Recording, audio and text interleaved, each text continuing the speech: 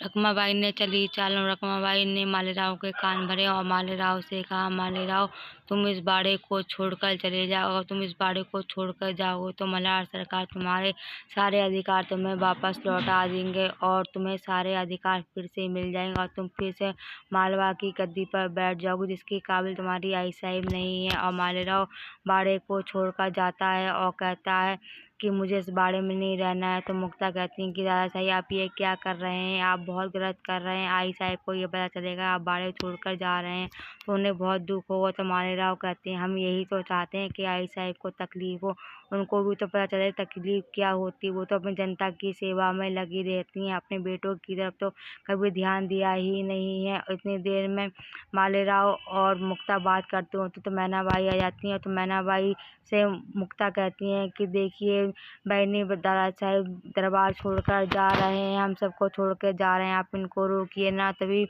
कहती हैं मैनाबाई, राजकुमार जी ये आप क्या कर रहे हैं? आप बिस्तर छोड़कर नहीं जा सकते हैं। तो मैनाबाई को भी मालेराव डांट देते हैं और कहते हैं कि मैना, तुम कुछ ना कहो तो बहुत ही ज़्यादा अच्छा है, ये सब तुम्हारी वजह से हुआ है। तुम आई साहब की भली बनना चाहती थी, अब तुम आई साहब की भले हीरो बनो और मेरा तुम्हारा कोई भी अधिकार नहीं है। और मालेराव मैनाबाई को चुप करके बाड़े से निकलकर कक्ष से निकल जाता है। इतनी देर में रखमाबाई आ जाती हैं। रखमाबाई कहती हैं, क्या हुआ मुक्ता? तो मुक्ता कहती हैं, दादा साहब बाड़ा छोड़कर जा रहे हैं, हम सबको छोड़कर जा रहे हैं, हमारी कोई बात नहीं सुन रहे हैं।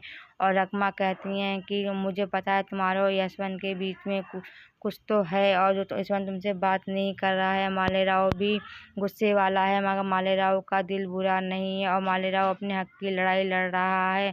तुम मुझे बता सकती हो यशवंत तुमसे बात क्यों नहीं कर रहा है? मैं तुम्हारी काकी साहिब हूँ।